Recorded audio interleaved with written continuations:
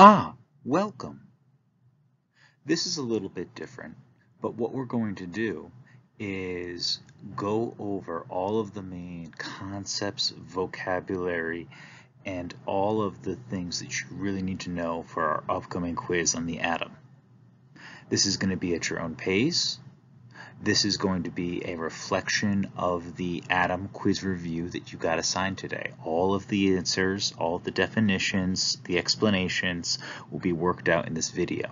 So maybe you want to try it on your own and use this to check your work, or maybe you want to watch this first and then go try it on your own. Feel free to use this as many times as you need to, watch it again and again, and if you have any questions, don't hesitate to ask. Okay, so we started this off by talking about the atom. And I said that the atom was the smallest building block of matter. And then I said that the smallest thing in the universe is made up of even smaller things.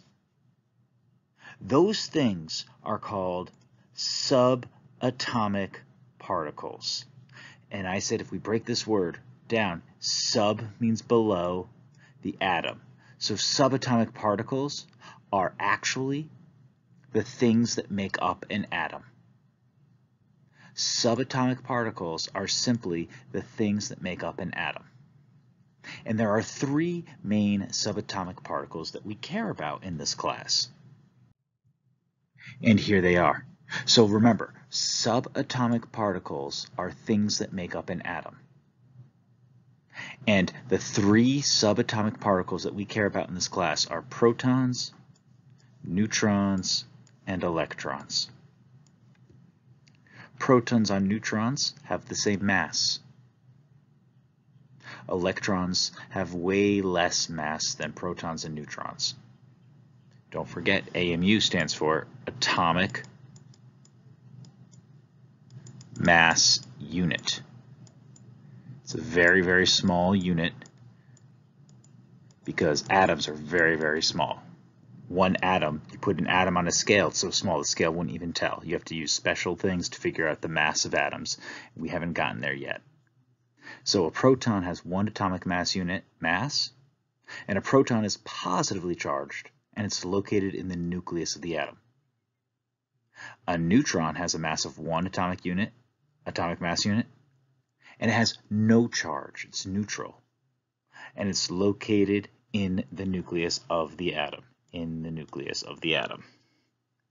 And lastly, the electrons has a mass of 1/1000th of an atomic mass unit, and it has a negative charge. And it's located moving around the nucleus. Okay, so here are these things, but I don't really understand what a nucleus is. I don't understand what all this is. So I want to be as clear as I possibly can. I just told you that the protons and the neutrons were the large, massive parts of the atom. They are clustered together in the middle. They form what's known as the nucleus of the atom.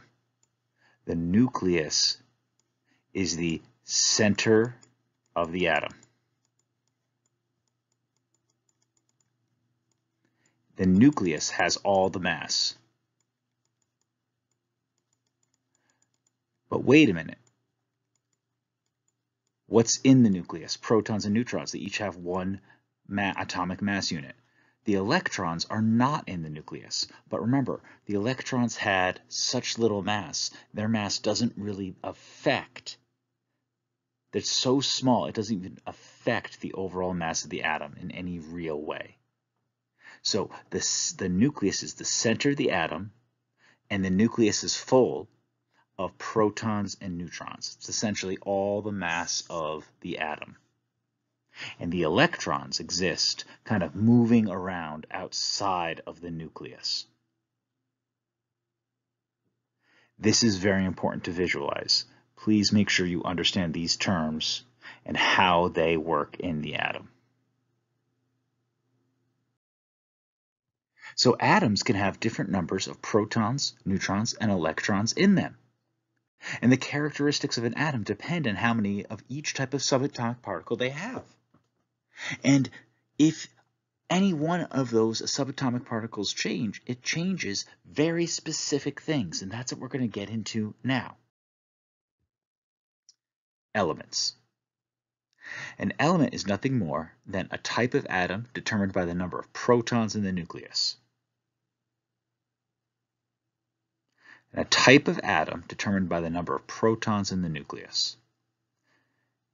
So when we say the term atomic number simply means the number of protons in the nucleus as well. And you may have noticed that the periodic table is organized in terms of increasing atomic number or increasing protons in the nucleus. And here's the important thing. All atoms of the same element have the same number of protons in the nucleus. So neutrons and electrons can be different, okay? But if I have an atom of carbon, I know that there's 6 protons. I have no idea, just if I just write C, how many neutrons, how many electrons. I don't know that yet because I haven't written enough information down. But if I know that it's C and I can put all these other numbers around it, and even if these numbers are different, I still know that there's the same number of protons in the nucleus. They are both carbon atoms. And if you're like, I don't know what this notation is yet, hang tight, I'm going to get to it. But essentially, because they're both carbon, they both have 6 protons in the nucleus, and we don't necessarily know about the neutrons or electrons yet. So this is the periodic table. This is the periodic table I need you to use for this class. It is straight from Schoology. But as you can see, every single box of the periodic table has a number in it. The number at the top, the atomic number. This is simply saying the number of protons in the nucleus. Every zinc atom has 30 protons in the nucleus. I don't know anything about the neutrons or electrons yet, but if I say zinc, we know 30 protons.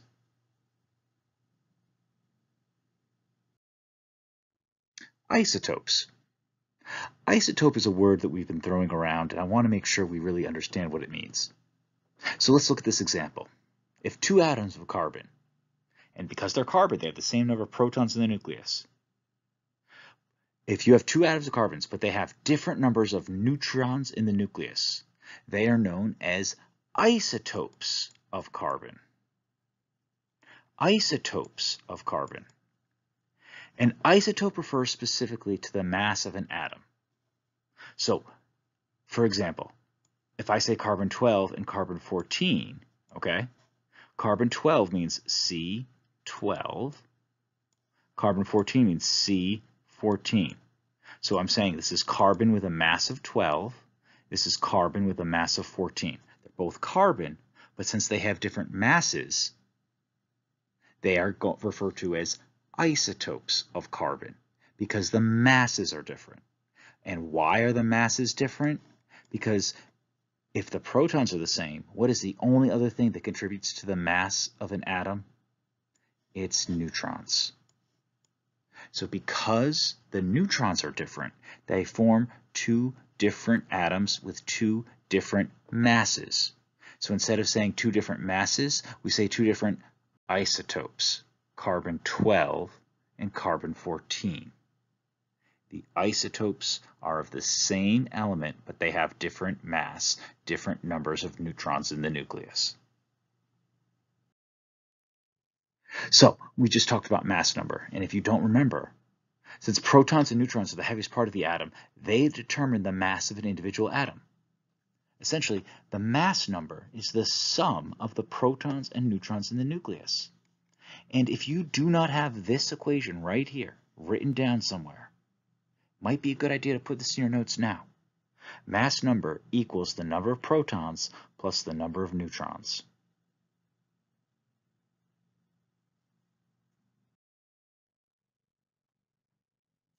So we didn't spend as much time on ions, but I want to be very clear about what they are. All atoms, if something is an atom, so if you say a carbon atom, I know that it must have an equal number of protons and electrons in the nucleus. Well, I know carbon has 6 protons. How do I know that? Because I looked at the periodic table and carbon was number 6. The atomic number of carbon was number 6, so it means it has 6 protons. And if I say it's an atom of carbon, it must have 6 electrons as well. Atoms have equal numbers of protons and electrons. Okay, that's what makes it an atom. However, if there is an unequal number of protons and electrons, then it is not an atom, but an ion. So if I said a carbon ion, I would know that it has 6 protons. But I don't have enough information to know how many electrons yet. I do know that it's not 6. I do know that it's not 6. I haven't given you enough information to solve for it, but I know it's not 6. Because an ion has to have an unequal number of protons and electrons. So essentially an ion is an atom with a charge. And if you don't remember charge is simply electric character, either positive charge or negative charge. So if an ion is either positive or negative, if an atom is either positive or negative, it's really an ion. So again, ions have an unequal number of protons and electrons. And I wrote that wrong. It should just be any charge. So ions can have any charge. An ion could be positively charged or an ion could be negatively charged. Cations have more protons than electrons. So that means cations are always positively charged. Remember, protons are positive, electrons are negative. So if you have 1 proton and 1 electron, they cancel out. But if you have 2 protons and 1 electron, so if you have 1 proton and 1 electron, they cancel out. But if you have 2 protons and 1 electron, you have 2 positive charges, because protons are positive, and 1 electron, 1 negative charge. So this negative charge can cancel one of these positives, and what's left? You still have a positive charge.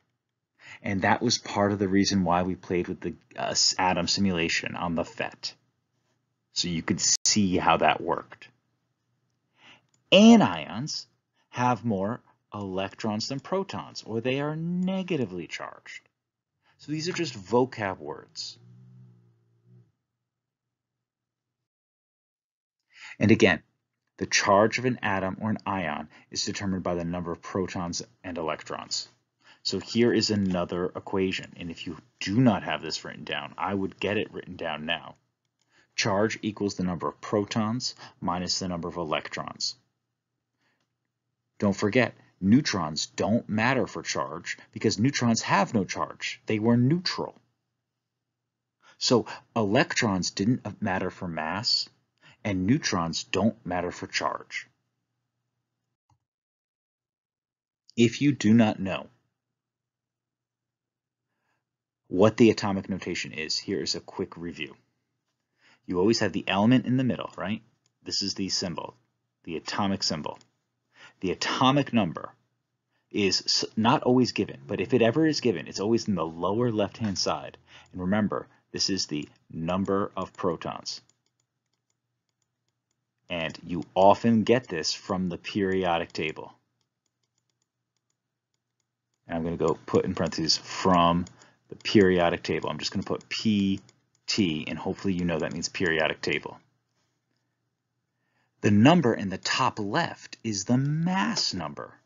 Now remember, the mass number equals the number of protons plus the number of neutrons. Look back in the notes. That is the equation that we had.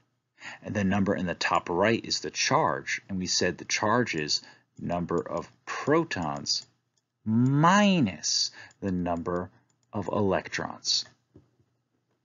So take some time, maybe write this out, figure out how you solve for each of these numbers.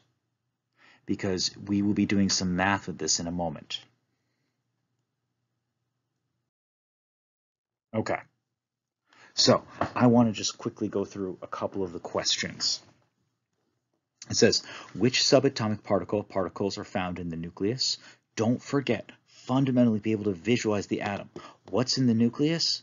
Oh, the protons and the neutrons. I'm going to put P and N for short, but you know what I mean. Protons and neutrons. What subatomic particles are least massive? Oh, when we determine the mass, we ignore the electrons. That means the electrons are the least massive. And it says, which subatomic particles are responsible for holding the nucleus together? This one's a little bit tougher. Now, we know that like charges repel. So why are all these positive protons stuck together? What's holding them together? The neutrons. That's what the neutrons do. The neutrons force those positive charges to hang out together, even though they don't want to. So now here's some vocab.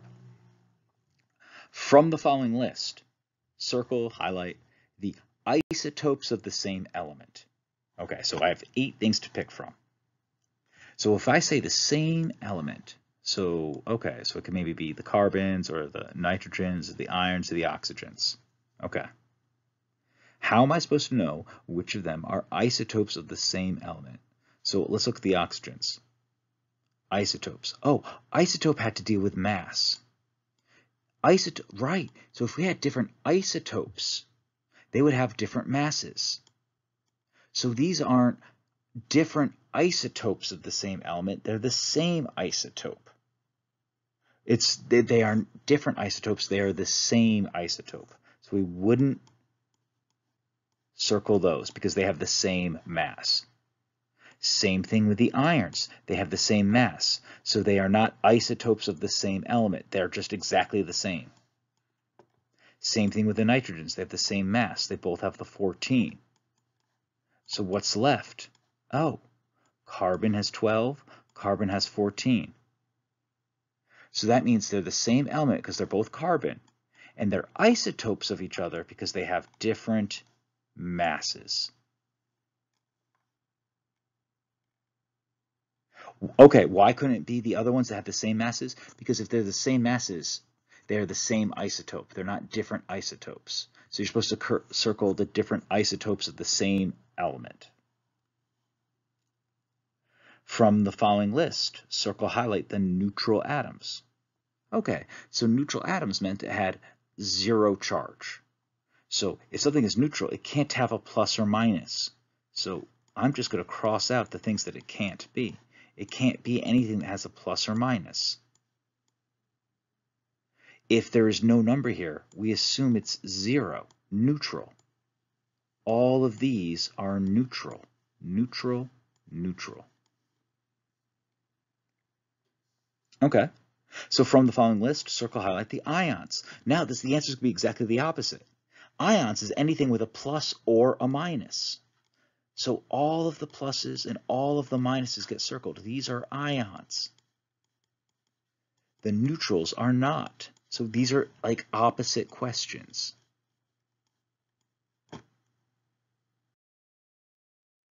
From the following list, circle, highlight the cations. Oh, cations refers specifically to a type of ions. Cations, and this is because I remember from the T kind of looks like a plus sign to me. Those are the positive ions. So these are the cations. The anions refer specifically to the negative ions. So these are the anions. Okay, so from the following list, circle, highlight those with more than 10 protons in their nucleus. Okay, protons in their nucleus. Well, I'm tempted to circle them all because they all have a number bigger than 10 here. But then I have to think, and I have to realize that this isn't the number of protons, this is the mass number. I have to look at a periodic table to figure out that carbon has 6 protons, nitrogen has 7, carbon has 6, nitrogen has 7, oxygen has 8, and iron has 26. It has nothing to do with the positives or minuses. It has nothing to do with that. It has nothing to do with the masses. It really doesn't. The only thing it has to do with is from looking on the periodic table. So the only two that have more than 10 protons in their nucleus would be these two, because they both have 26 protons in their nucleus.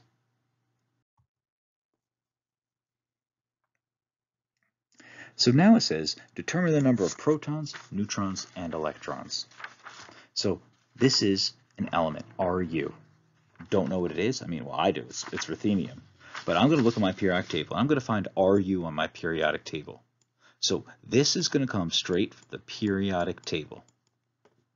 And Ru is 44. So I know it has 44 protons. Straight from the periodic table. I'm going to do the same thing for all of them right now. I'm going to find I is iodine, 53. Xe is xenon, that's going to be 54. Awesome.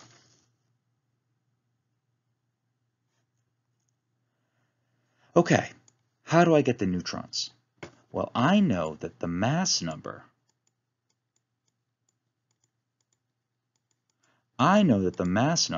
equals P plus N. For this one, the mass number is 103, and this is going to equal 44 plus N. If I minus 44 from both sides, so yeah, we can do a little bit of algebra here. That's okay. That's not a big deal. Don't be scared. When I do that out, I get 59 neutrons.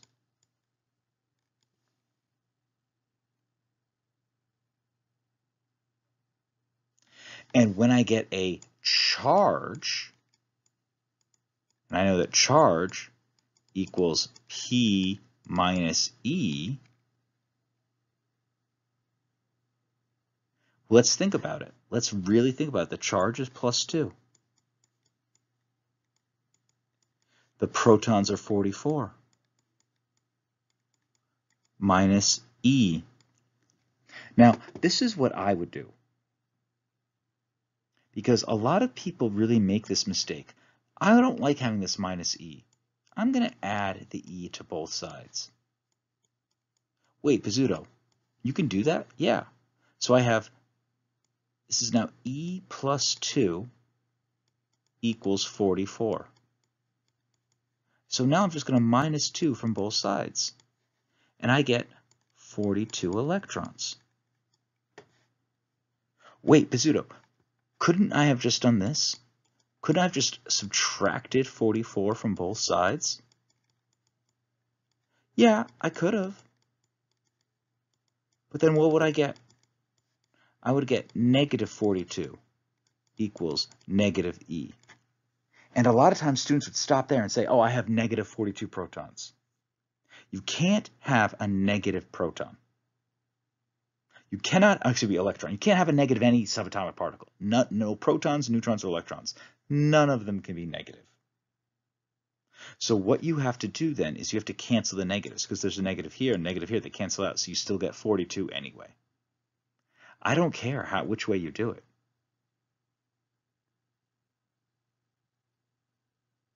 I want to make sure you know how to solve that. Another way of thinking about it is, this is plus 2, right? Plus means you have more protons than neutrons. It says 2. So that means what that's saying is I have 2 more protons than electrons. I'm sorry, I said neutrons. This is plus more. Plus means 2 more protons than electrons. Look, I have 2 more protons than electrons. Oh, this one says minus 1. Minus means I have more electrons than protons. That means I have 1 more electron, because it's negative, than proton. So I can just reason it out that way. If that didn't make sense, you can always use this equation. So again, it really shouldn't be too bad. 76. Again, I'm just plugging in these equations. Check your work. Now, this is the biggest mistake that people make here, is they say that there's 0 electrons here for the XE. Now, there's no number up there. There's no number. When you don't see the number, assume it's 0, which means the charge is 0, which means the number of protons equals the number of electrons. Don't make that mistake. And to get the neutrons, we know that the protons plus the neutrons has to equal 132. So 132 minus 54 is going to be 78. Nice. Same deal. I'm going to move through this pretty quickly. This is from the periodic table. Because there's no charge, I know there's going to be an equal number of protons and electrons. And then I know that the protons and neutrons is equal to the mass number. Oh, so now I'm switching it up. So what if I give you the protons, neutrons, electrons, and I want you to write out the atomic notation? Okay, well that shouldn't be so bad. So I'm going to look at my periodic table. I'm going to find element number 24, and that's Cr, that's chromium. So to get the mass, I'm just going to add the P and the N. So that's just 24 plus 27 is 51. Easy. How do I get the charge? I'm going to do P minus E. 24 minus 21 is positive 3. Remember, charge always needs a plus or minus. You can't just write 3, even though you're like, 3 is positive. Yeah, I know, but that's not how this works. You have to put the plus sign. Okay, so let's look at this next one. 52, periodic table time. Te, tellurium. Never heard of that, but that's okay. Doesn't matter. We know how this works. To get the mass, P plus N. 52 plus 76. It's 128. Okay? How do I get the charge? P minus E. 52 minus 54. Negative 2. That's it.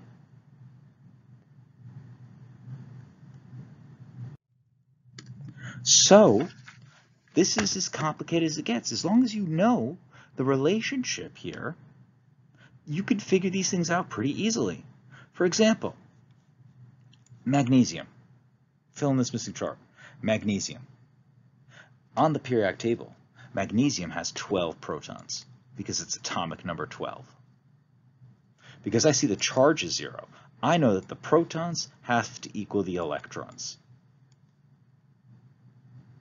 Now to get the mass, that's protons plus neutrons. Done. Okay. So now, hold on. This one's a little bit complicated. I have the mass, I have the neutrons, and the electrons. Oh, if I have the mass number, and I know that mass number, I'm just going to put Mn equals P plus N, and I know that the mass number is 51, I'm looking for the protons, and I have the neutrons, I could just minus from both sides and get the protons. That's okay. Nothing wrong with that. And once I know that there are 23 protons, I look on my periodic table and I know that that's vanadium. And to get the charge, it's still P minus E. So it's going to be plus 3. Nice. Okay? All right. So now I have charge, and I have neutrons, and I have electrons. Oh, check it out. I know that charge equals P minus E, right? I have the charge is negative 2. I don't know the protons, and I'm looking for the electrons. And I don't know the protons, and I have the electrons. So all I'm going to do is just add the 10 to both sides. there's going to be 8 protons in this. Remember these equations, guys. We're going to use them again and again and again. All right? And now if I have 8 protons, I look at my periodic table, I know that that's oxygen. And to get the mass number, that's protons plus neutrons. Done.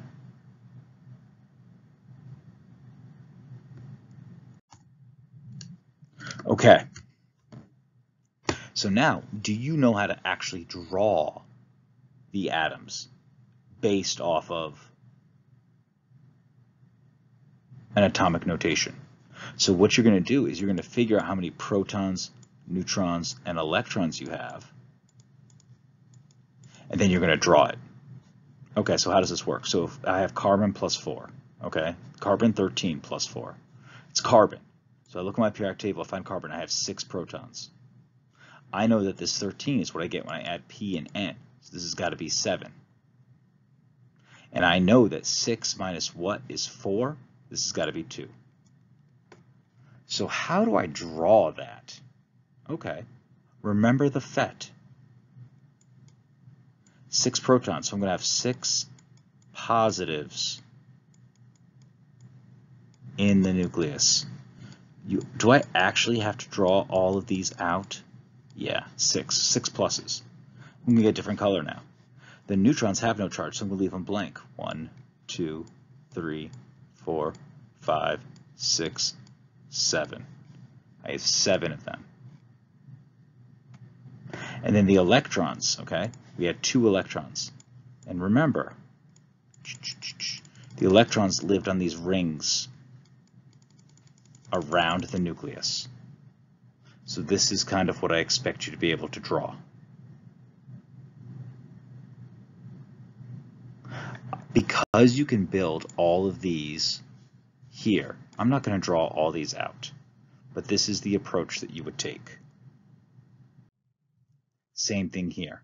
Because you can build them all yourself, I don't want to draw them out. Remember, solve for the protons, neutrons, and electrons. And then you know that the protons and neutrons go in the nucleus, the electrons go in rings outside of the nucleus. Okay, yeah, I know. All right, we'll do one of these. It says, what is the atomic notation of the following? This was a game, you guys. This was a game straight from the FET. All right, so, geez, what element is this? Well, how many protons are there? 1, 2, 3, 4. I see 4 plus signs. That means it's Be, beryllium. Okay, what's the mass number of beryllium? It's the protons and neutrons together, so just count everything in the nucleus. 1, 2, 3, 4, 5, 6, 7, 8. Awesome. What's the, and I can, if I don't have to put this, but I can. What's the charge? The charge is the protons, 1, 2, 3, 4, 4 pluses, minus the electrons, 1, 2. 4 minus 2 is positive 2. That's it. I just want to make sure that you have the ability to look and truly understand where these numbers come from in a visual sense. And if you need more help, go play the games. All of these questions were from the games. Go play them again. They will help you practice, I promise. So there's just one more thing we have to get to, and that's atomic weight. That's the bottom number in the box on the periodic table. Now it says not all isotopes appear in nature in the same amounts. Since there is an unequal amount of each type of isotope, the average weight of the isotopes is a weighted average. So a weighted average is just taking an average, but you include the relative amounts as well. And that's why we did that activity with the grades at BL, because the grades at BL are a weighted average. Not all grades count equally. But in terms of chemistry, this is what you need to know. The atomic weight equals the mass of isotope 1 times its relative abundance, plus the mass of isotope 2 times its relative abundance. And if you have 3 isotopes, you do it again, and you do it again, and do it again. Okay, I don't know what that means at all, Bizzuto. So, okay. When we're talking about relative abundance, it's often given as a percentage, like 30%. That's a common percentage. So I can't put percent into this equation. I have to turn a percentage into a decimal. And when you are turning a percentage into a decimal, you must move the decimal left 2 spaces always. So if I had something that had a percentage of 30% to turn it into a decimal, if I don't see the decimal, it's right here. I'm going to move it over 1, 2. So I would write that as 0.30 in my equation. Okay? If I saw 56, I would write it as, move it over twice, I would write it as 0.56. Now this is where it gets tricky. If I have 8, many people want to say, oh, 0.8. No, you have to move the decimal once, twice. That would become 0.08. So if you see a percentage in a problem, you have to turn it to a decimal. And you turn it to a decimal by moving it left twice, moving the decimal point left twice. All right, so this is really simple. Okay, it's just mass times the abundance as a decimal plus the mass times the abundance. Let's see how this works. Let's see how this works. So lithium, okay? If 7.5% of lithiums have a mass of 6, I have to turn 7.5 into a decimal, 1, 2. So I'm going to do 0.075 plus, and 92.5% of lithium has a mass of 7. So 7 times, move this decimal over 1, 2, 0.925. That's it. That's it. That's all you do. You just turn the percentage into a decimal and you add it up. So I'm going to do 6 times 0.075. I'm going to get 0.45 plus 7 times 0.925. And that's going to be 6.475. And I'm going to add the 0.45, and I'm going to get 6.925 AMU. That is exactly how you get the mass, the atomic mass. This should be very similar, if not exactly the same as the number on the periodic table. Maybe you just have to round a little bit differently, and every periodic table is going to be a little bit different, but there you go. So when I say 19.9, so find the atomic weight for boron if 19.9% of atoms have a mass of 10, and 80.1 have a mass of 11. Just move it over and multiply. Move it over and multiply. I'm not going to solve this one. I think you can do it. Because I want to solve this one.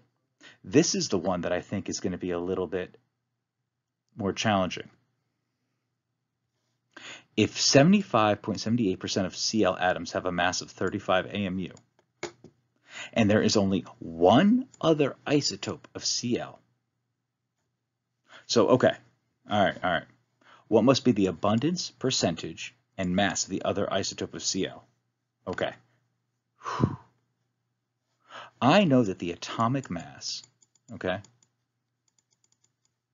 or the atomic weight rather,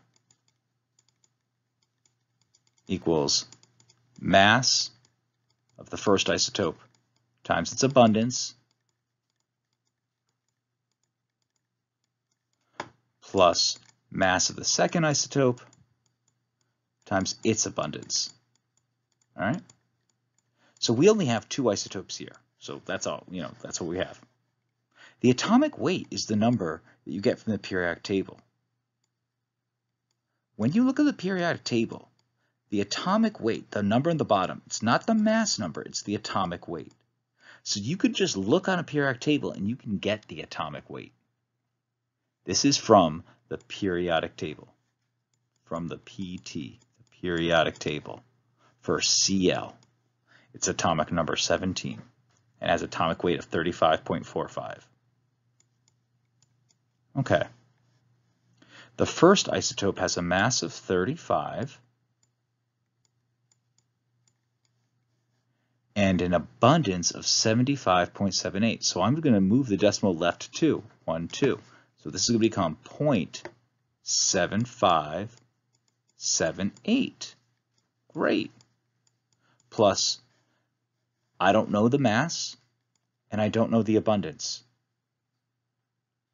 But wait, I actually do know the abundance. Because if there are only 2 isotopes, and one is 75.78, I know that all the percentages have to add up to 100. So the abundance of the other one has to be 100 minus 75.78, because that's how abundances work. They always add up to 100%. So if I only have 2 numbers and they have to add up to 100%, that means the other abundance must be 24.22%. Remember, all your percents always add up to 100. That's how percents work. So if this is 24.22, move the decimal over twice, 0.2422, awesome. So how's this going to work? I'm just going to do algebra. 35 times 0.7578, and then that equals 26.523 equals 35.445 plus 0.2422. I'm going to minus the 26.523 from both sides. Just algebra. So 34.45 minus the 26.53. So I have 7.927 equals 0.2422 m. Divide both sides by the number in front, which is, I'm out of space, but I'm dividing both sides by 0.2422.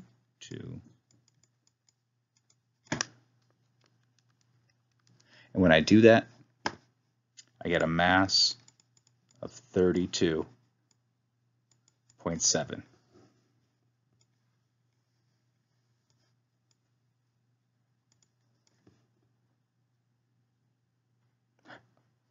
That's it. That's all you have to do. And this one just has 3 isotopes, and that's okay. You just turn all the percentages over into decimals, multiply them by their masses, add them up. That's it. So when you look at a periodic table, these weighted averages are the bottom number of the periodic table. All of these bottom numbers are the weighted averages, the bottom numbers. These aren't mass numbers, they're the weighted averages. And we use these numbers when we get the masses of compounds. So when you're finding the mass of a compound, so you will need to use the numbers in the bottom of the periodic table to get the masses of compounds. And in order to get the mass of a compound, and I know this seems kind of abstract right now, what you're essentially doing is you're finding the weights of each individual atom and just adding them up. And there are these 4 steps we're going to use. First, you need to determine the number of elements in the compound. And you do that by the number of capital letters that you see. So every capital letter is an element in the compound. Then you count how many atoms of each element there are. multiply the number of atoms by the atomic weight of the element, and you get the atomic weight from the periodic table. And then you add the total weight of each element up. So let's see that. Okay, SRSE. I only see 2 capital letters. So I have 2 elements. I have SR and I have SE. I don't see any subscripts. I don't see any parentheses. So I'm going to assume that I have 1 of each of those elements. I'm going to look at my periodic table, and I'm going to find that SR has a mass of 87.62, and SE has a mass of 78.971. So I'm going to multiply 1 by those numbers. Bizzuto, anything times 1 is itself. I know, but I want you to get in that. I want you to build good habits. This is a 6-2 anyway. I want you to build good habits. Because if you start skipping steps now, it might seem to be too much. And now I'm just going to add them up. 87.62 plus 78.971, and that's going to equal my answer of 166.591. Here's the decimal point, not over there. AMU. That's it. Okay. Well, that doesn't seem so bad. Well, how many capital letters do I see here? Well, I see PB, C, H. 3 capital letters, 3 elements. Okay, there's no number after PB, so we can assume there's 1. Oh, it says C4. So that means we have 4 carbons. And H4. So that means we have 4 H's. All right? It's not too bad. Then I'm opening up parentheses, because what I'm going to do is I'm going to look at my periodic table, and I'm going to find the atomic weight of each of these elements.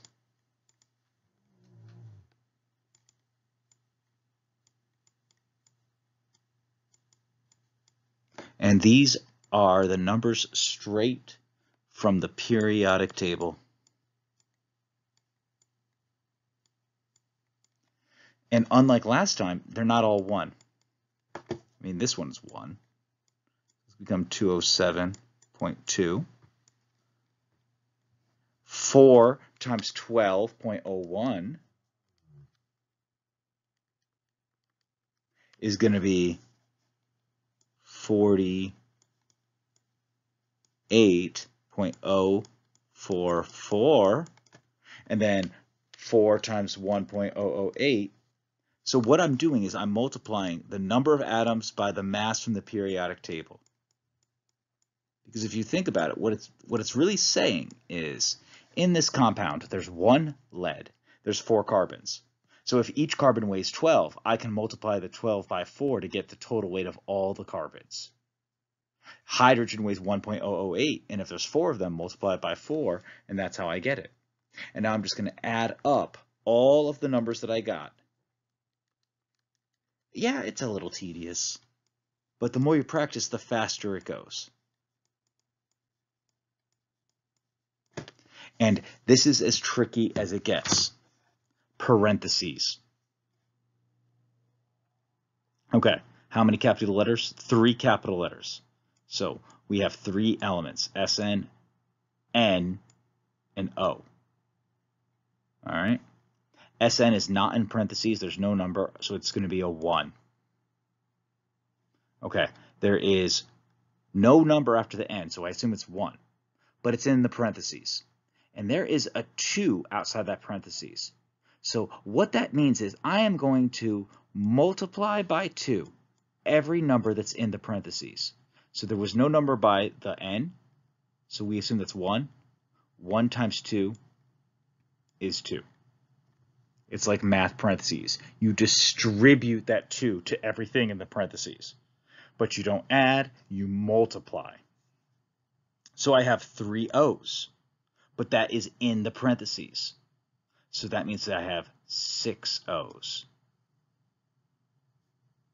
Look the masses up on the periodic table, multiply, and add.